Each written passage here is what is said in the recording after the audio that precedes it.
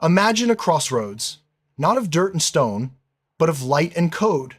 We stand at this crossroads today, and in the future, humanity will have split down two distinct paths. On one path walk those who harnessed one of the most powerful tools ever created, using it to build lives they could look back on with pride.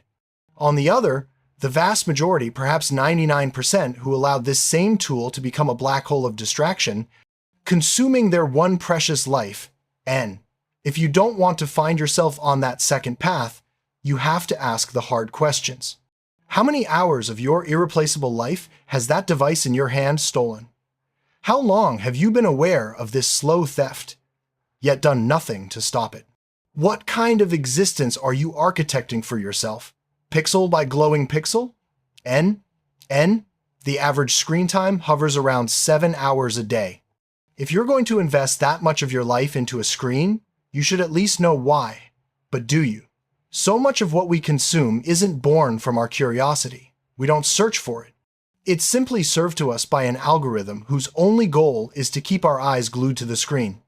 Think about it. How many of the last 10 videos you watched did you actively seek out? Or were they just the next offering in an endless digital stream? This isn't just about short-form content. It's about the very nature of how we interact with our phones. Every time you unlock it, what is the true purpose? Of course, there are moments of utility, a critical message, a map to a new place, a quick search for a fact. But that doesn't account for 7 hours. Could you even recall what you did in the last 10 hours you spent on your phone? Maybe one of those hours was genuinely productive.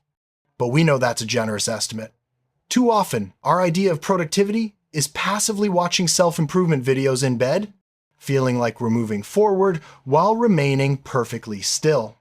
And if this weren't a phone, if it were a substance or a chemical, and if everyone from age 8 to 80 wasn't doing it, your behavior would be seen for what it is, a deep-seated addiction. An observer from another time would think you needed help, but because it's normalized, universal, nobody bats an eye. It reminds me of a bygone era, perhaps the 1,920 seconds, when smoking was ubiquitous, even among children. It took decades for society to collectively realize the profound harm it was causing.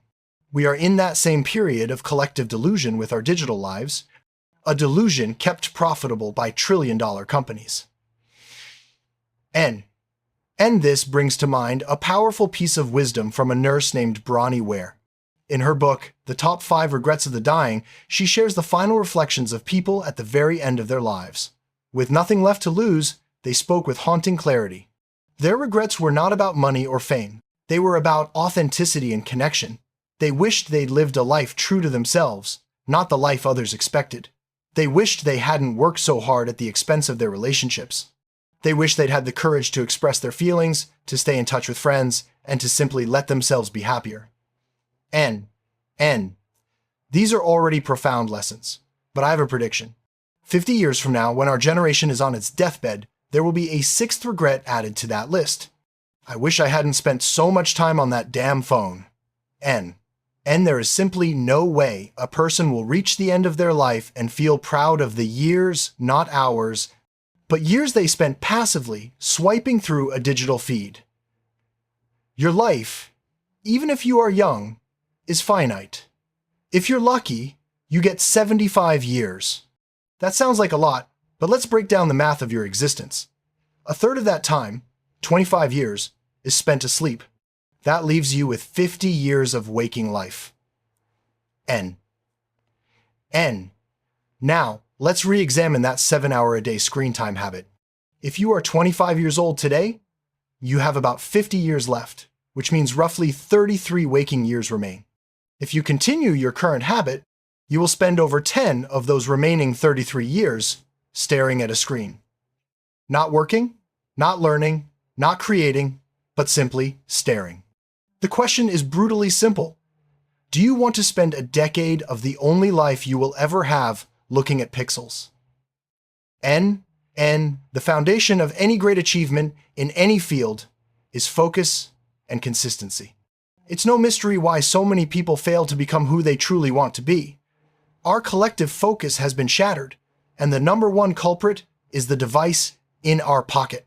If you cannot conquer your phone addiction, if you cannot even put your phone down, how can you expect to achieve anything meaningful? Whether your dream is to write a book, build a business, or become a master of your craft, it demands your undivided attention. N. What kind of future can you expect if you can't break a habit that you know is holding you back? It's getting worse.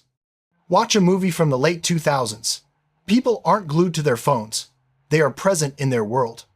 Today, you see people walking across busy streets with their eyes locked on a screen, utterly oblivious to the world around them. Why? What could possibly be that important? N. It's a cycle. We scroll until our eyes burn, fighting sleep at 3 a.m. for one more meaningless dopamine hit. Then we wonder why we're unhappy, unfocused, and unsure of what we want from life. The phone is the perfect escape from the most important question. What do you want to do with your life? How many hours have you dedicated to thinking about that question versus hours spent scrolling? N. The tragedy is that for many, the scrolling is no longer even enjoyable. It's a compulsion. It's the first thing you reach for in the morning and the last thing you see at night. We grew up with a different internet, one with less powerful algorithms. But the children growing up now, whose first interaction is with an infinitely scrolling, AI-perfected feed, are in for a much harder battle. Their brains are being wired for distraction from birth. N. Here's a simple rule to start reclaiming your life. Strive for a 1-to-1 ratio of consumption to production. If you consume mindlessly for an hour, create something for an hour. This doesn't mean you have to be a content creator. It means writing, building, learning a skill, playing an instrument, anything that brings something new into the world instead of just passively absorbing it. N. When you're young, the differences between people are small. 2 1-8-year-olds can be in vastly different places, but their futures are still wide open. At 25, you start to see the gap widen. By 35, 40, and 50, the differences are staggering. You can see 2 people who grew up in the same town, at the same time, living in completely different realities based on the small decisions they made every day. You see the person who chose distraction and instant gratification, and you see the person who chose focus, commitment, and risk. And we tell ourselves we're still young, that we have time, but for many of us, high school was over half a decade ago. At some point, you have to ask, how much longer? N. The frustrating part is that none of this is new information. You've heard it all before. But we swipe past the warnings, laugh at the memes about addiction, and continue scrolling. I believe a midlife crisis is what happens when you reach 35 or 40, and the mask of excuses falls away. You look at your life and realize, with horror, this is not where I wanted to be. And by then, with debt, a job, and a family, changing your trajectory is infinitely harder. N. But this isn't a message of doom. The phone, the internet, they are just tools. A tool provides leverage, and leverage can work for you or against you. It can build your life or demolish it. It's like food. The existence of junk food doesn't mean you should stop eating. It means you should choose to nourish yourself. It has never been easier to get ahead if you can focus, because the vast majority are lost in distraction. If you can put your phone down for just a few hours a day, you are already ahead of 99% of people. N. When your life flashes before your eyes, what do you want to see? Do you want to see a highlight reel of things an algorithm chose for you? Or do you want to see a life you built, a risk you took, something interesting you created? So many lives would be transformed if people just put down the phone and dared to be alone with their own thoughts. That silence is uncomfortable because there's no shield. It's just you and the raw, honest truth of your life. Instead of confronting that truth, we drown ourselves in noise. N. But in that silence is where you find out what you want. You can't take the first step towards a meaningful existence if you don't know what you're walking towards. The longer you avoid that question, the scarier it becomes. But those thousands of hours you could have spent building a life you cared about are finite. Once they are gone, spent on things you can't even remember, you can never get them back. N. My greatest fear was reaching the end of my life and feeling it was wasted. I knew that if I continued to let my phone dictate my days, that fear would become my reality. The phone makes us feel better about being lost, but it doesn't help us find our way. You don't need a perfect 20-year plan, but you need a direction. You need to point yourself somewhere. And you'll never find that direction until you're willing to put down the map of distraction and look up at the stars.